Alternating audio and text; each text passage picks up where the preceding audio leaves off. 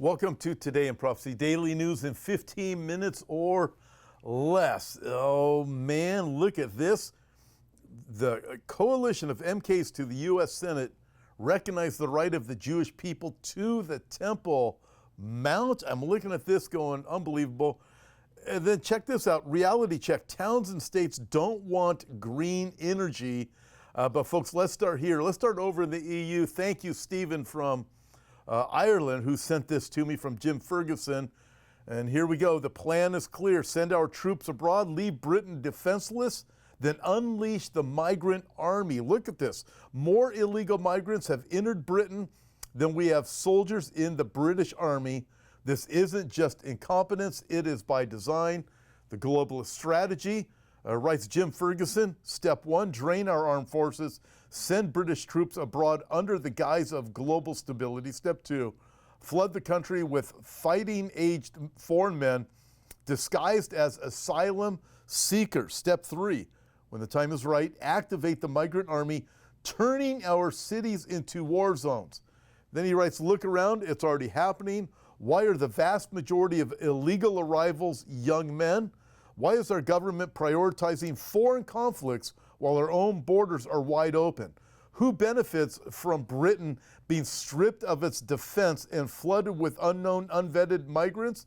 The bottom line, says Jim Ferguson, this isn't a crisis, it is a takeover. They're weakening Britain from within while preparing the next phase of their own plan. Will the people wake up before it is too late?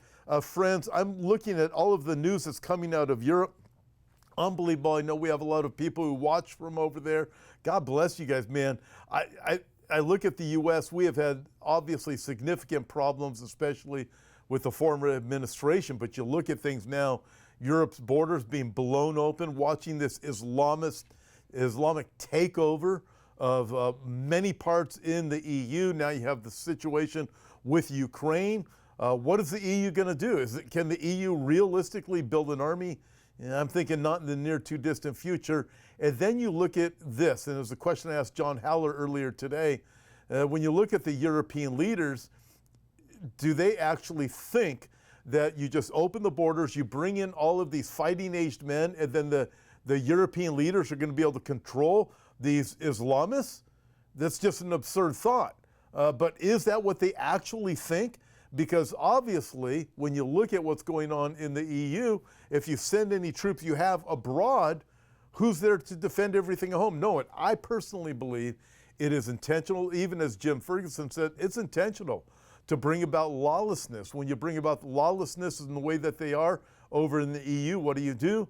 Lawlessness abounds, and then you come in with the government control. Government says we'll take all of this back. But how are they going to take all of? Or we're going to protect you. Excuse me. We're going to protect you. Well, how are they going to protect you if they don't have it? They don't have the troops. You guys know that over in the EU. You don't have the troops. How can the government protect you if they decide to step in and protect you after they create all of the lawlessness? Well, if they create an army of Muslims, is that how they're going to do it? We're going to protect you like that? I mean, what is going to happen over there in Europe? I'm looking at the situation in the world today and going, man, you cannot make these things up. These things that are happening, the geopolitical alliances, what's going on over in Europe. Then we move over to this next story. Mr. Wonderful is out of Fox News. Talks excitement about cryptocurrency under Trump. America is in a new phase. Friends, I watched this whole video that was represented here. Kevin O'Leary told Fox News host Laura Trump, crypto will likely become the 12th sector of the U.S. economy. Very interesting. Watch the entire video. But in this, there's this excitement that is building as cryptocurrency is starting to go more and more mainstream. And listen, we know the direction this is going to go. If you pay any attention, we are going to digital currency, like it or not. And another thing that's likely going to be happening to Europe, it looks like by October, in fact, Brit Gillette reported on this too, but by October, it looks like what's coming to Europe, it's going to be all digital currency. And so again, I will go back to Jim Ferguson's notes that he made on X. This is all by design. And it is a race to the top. Mr. Wonderful is casting a glimmering light, back to this article, on the cryptocurrency industry, arguing it is entering a new phase under the Trump administration.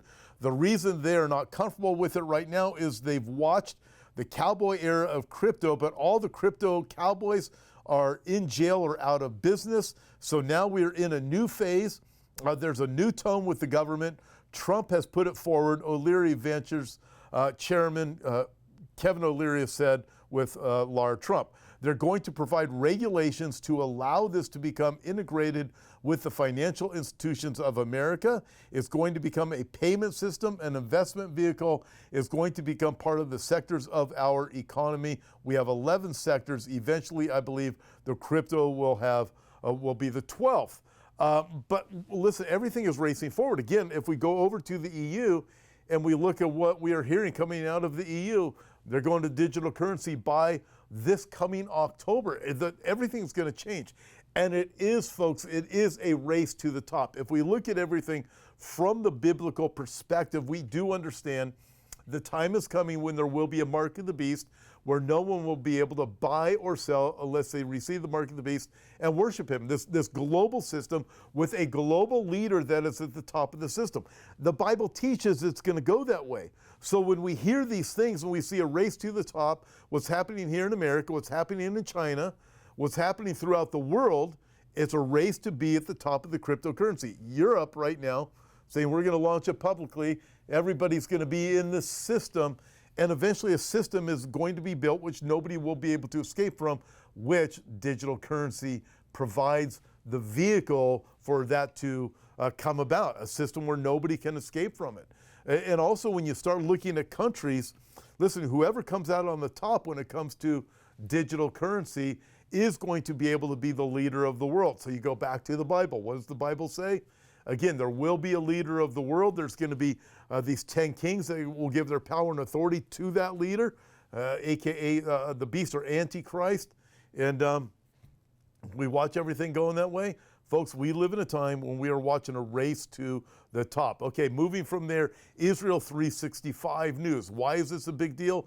This article says this: Coalition MKs to U.S. Senate recognize the right of the Jewish people to the Temple Mount. In a letter they sent to members of the U.S. Senate at the initiative Bayan Danu, returning to the temple and shofar in Zion, ministers Shmuel Kari and Miki Zohar and several MKs from the Likud, Religious Zionism, and Otzama Yehudit factions called on them. Official recognition on your part can ensure historical justice. Right-wing ministers and MKs addressed a letter on Monday, that'd be today, to members of the U.S. Senate, calling on them to promote a declaration in Congress to recognize the eternal and inalienable right of the Jewish people to the Temple Mount. The letter was signed by Minister of Communications Shmuel Kari and Minister of Culture and Sports Miko Zohar, which I had already mentioned. So you look at this, that's happening here, the right to the Jewish people to the Temple Mount. Listen, I don't believe we are there yet at that place where the Jews are going to be building a temple on the Temple Mount. In fact, when I look at Bible prophecy, there's still several things that have to happen. Listen, I hope the rapture happens tomorrow, if not today. However, when I look at the biblical prophecies, there's some things that are still in play that are going to come about. And there's going to be a temple that's going to be built in Jerusalem. I believe, and I believe I can prove it, that the temple will be built on the Temple Mount itself. Right now, there's a gold dome that is there. I believe that that temple is going where the gold dome is. How is the gold dome going to be removed from that spot for a Jewish temple to be built there? Well, it ain't going to happen today, and it ain't going to happen tomorrow. There's also certain other dynamics that must take place. What we are watching, though, is the attitudes of people changing and progressing towards this. A desired peace in Israel, a desire of a temple on the Temple Mount, the Jews wanting to be able to ascend the Temple Mount, saying it's theirs, Israel taking back the land that is theirs, the area of Gaza, and then what's going to happen with Judea and Samaria. So, and then up in the Golan Heights, we can already see that as Israel is now pushed into southern Syria. So we start to see all of the shaping and the digital currencies, what's going on in Europe with the Islamization of Europe. Will Europe become run by Islamists? I mean, you start looking at this, and we live in amazing times, but I want you to keep this in mind. When it comes to Bible prophecy, the Antichrist, when he comes on the scene, he is not going to waste 1 minute building the infrastructure to his kingdom that's going to be here for 7 years. He's not going to have the time to waste with that. Satan knows that. He's not going to have his man do it, his man Antichrist do it, so therefore the system must be built. We are living in a system building time. Hence, Europe saying, by October, digital currency, a race to the top of digital currencies. What's happening geopolitically with nations around the world? But certain things still have to progress forward. We're not quite there yet. Again, I don't know when the rapture is going to happen. Could happen today, could happen tomorrow. It might not happen for a while still, but everything's going that way. Friends, what I'm telling you is we can see everything converging, but we've got to keep our senses about ourselves and don't get too distracted. You look at this. This is out of Ynet News, jaw-dropping propaganda. BBC reports hostages are well treated by Hamas. Well, that report is now under fire. I mean, you look at this, you look at the lies that are out there, folks. And again, this is coming out of Europe, the BBC. You still have the mainstream media that lies about everything that they possibly can. And then we continue from there. And you look at this. This is out of Real Clear Wire, reality check. Towns and states don't want green energy. Why don't they want green energy? Because it doesn't work. Let's talk about the absurdity of this. Here in California, we have the governor of California and his administration, and so many people here in California that say, hey, you have to move away from gas. You can't build a new house with a wood fireplace. That happened several years ago. Now you can't build a new house with a gas fireplace or gas appliances. Everything's got to be converted over to or everything is built has to be built based upon electricity. Well, there's not enough power and the power grid to be able to run houses like that. And then we're being forced with the green energy of cars, and people are finally starting to wake up and go, hey, this stuff just doesn't work. It's really not that efficient.